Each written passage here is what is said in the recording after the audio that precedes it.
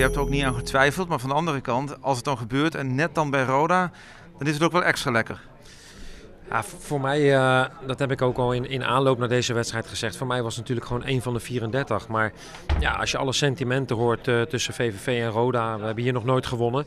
En dan geeft dat een extra glans aan deze wedstrijd. En ik moet zeggen, iedereen was ja, heel erg blij. Bijna emotioneel na afloop de mensen die betrokken waren bij VVV. En vooral voor onze voorzitter van Heiberde, die in zijn laatste jaar zit, die nog nooit gewonnen heeft hier. De VVV heeft hier nog nooit gewonnen.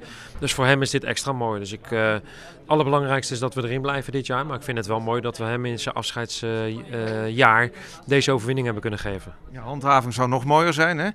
Als je nou de balans opmaakt, je hebt 17 wedstrijden gespeeld, 19 punten.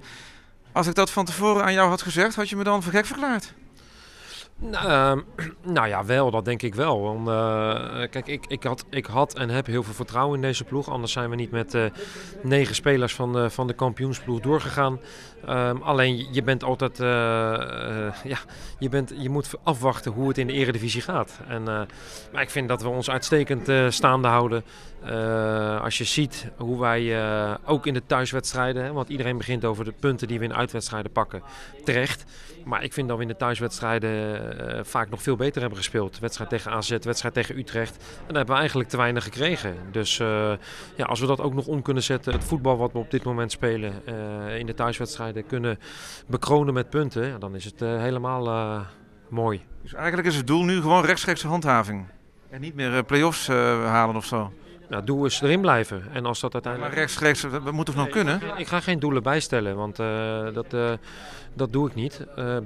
Doelstelling is erin blijven. En als dat uiteindelijk via de play-offs moet, dan zij dat maar zo. Alleen je hoopt natuurlijk, en daar zullen we ook alles aan doen om plek 15 te bemachtigen of hoger. Maar als het uiteindelijk via plek 16 of 17 moet en we hebben 2 of 4 finales nodig om ons te handhaven, ook prima. Oké, succes. Dat heb ik ook al in aanloop naar deze wedstrijd gezegd. Voor mij was het natuurlijk gewoon 1 van de 34. Maar ja, als je alle sentimenten hoort tussen VVV en Roda, we hebben hier nog nooit gewonnen. En dan geeft dat een extra glans aan deze wedstrijd. En ik moet zeggen, iedereen was ja, heel erg blij. Bijna emotioneel na afloop de mensen die betrokken waren bij VVV. En vooral voor onze voorzitter van Heiberde, die in zijn laatste jaar zit, die nog nooit gewonnen heeft hier. De VVV heeft hier nog nooit gewonnen. Dus voor hem is dit extra mooi. Dus het allerbelangrijkste is dat we erin blijven dit jaar. Maar ik vind het wel mooi dat we hem in zijn afscheidsjaar deze overwinning hebben kunnen geven. Ja, handhaving zou nog mooier zijn, hè? Als je nou de balans opmaakt, je hebt 17 wedstrijden gespeeld, 19 punten. Als ik dat van tevoren aan jou had gezegd, had je me dan voor gek verklaard? Nou ja, wel, dat denk ik wel. Want, kijk, ik had en heb heel veel vertrouwen in deze ploeg. Anders zijn we niet met 9 spelers van de kampioensploeg doorgegaan. Alleen je bent altijd, ja, je moet afwachten hoe het in de eredivisie gaat. Maar ik vind dat we ons uitstekend staande houden. Als je ziet hoe wij ook in de thuiswedstrijden, hè, want iedereen begint over de punten die we in uitwedstrijden pakken, terecht.